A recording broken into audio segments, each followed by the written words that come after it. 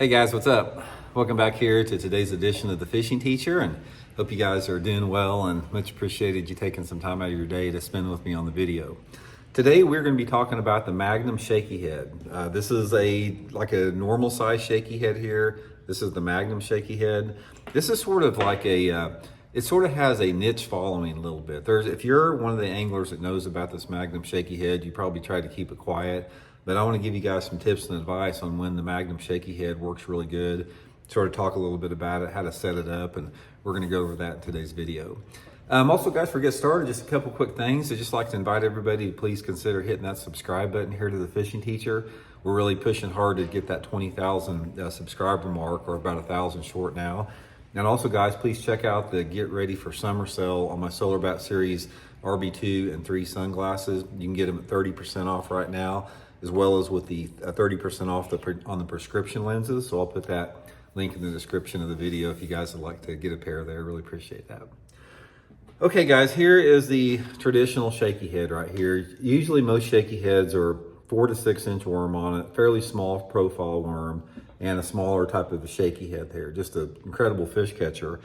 And here is the MAGNUM Shaky Head. Now what this is a Magnum trick worm, a Zoom Magnum trick worm, and then I've got it's about a 3/8 ounce shaky head on it with a lot bigger hook. Let me show you the difference here between the two. On the traditional shaky head with this Gamakatsu tricky head, you got a 2/0 hook and you've got the 4/0 hook here. So you can see I'm gonna put my hand up there. You can see the difference between the two. It's just basically a giant shaky head is what it is. So let's talk a little bit about how to rig it first, and then we're going to get into the main thing about it, where you want to fish it at, because it's really about where you want to fish it at.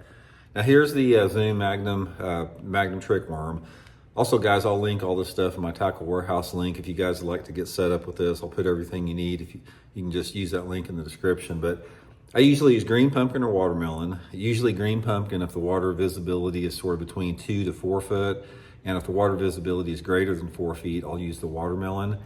And then this some type of a larger shaky head. This one right here is made by Davis Lure Company, but I'll link a bunch of different options in my Tackle Warehouse link there. But you just do it the same way, guys. Just come through about, probably, 1/8 or 1/4 of an inch.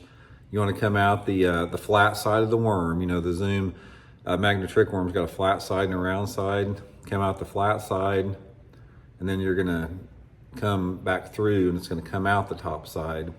Come all, and this is one of the critical things about it, guys. This is a fat worm, so come all the way out of it to where the hook is exposed like that. Get a channel going, to make it where it's easy to come in and out, and then just barely, put it back in there. Just barely put the tip back in, so it's weedless like that. But you really need to make sure that you push that hook all the way through, because it's a fairly hard, large diameter worm, but you won't miss them like this. So that's the setup with it. Okay, now the next thing, let's talk a little bit about where you want to fish it and the type of equipment you want to fish it on. This is a heavy bait, because that Magnum trick worm, it's a pretty heavy worm just to begin with. It probably weighs, I'm going to guess, 1/2 ounce on its own. So based upon how big a head you have on it, this thing could weigh close to 1 ounce. So it is not anything you want to throw on a spinning rod. So most of the time I throw it either on my flipping stick, depending upon how I'm going to talk about how I'm going to fish it, either my Megabass Alkalies flipping stick with 20-pound test Seaguar Invisics fluorocarbon, or like a 7'2" medium heavy, like that Megabass Perfect Pitch with like 15 to 17 pound line on it. I do not fish this MAGNUM Shaky Head on anything under 15-pound test fluorocarbon. So there's two different scenarios where I've done good on this thing. First of all, let's talking about pitching it and flipping it. This is a great lure to pitch and flip around boat docks. There's something about that MAGNUM Shaky Head around a boat dock that will generate strikes when a traditional Texas rig won't. I mean, it's one of the biggest secrets up at Lake of the Ozarks. A lot of the locals up there, that's all they do is fish that MAGNUM Shaky Head up on those docks up there. So, put it on, 17, 20-pound test fluorocarbon and just pitch it and flip it just like you would a jig or a creature bait. It's really good for that type of situation on boat docks. Now, the boat docks can be floating docks, pitching it and flipping it around the inside part of the dock, or piling docks or pier docks, like if you're fishing Lake Norman or a TVA lake, something like that.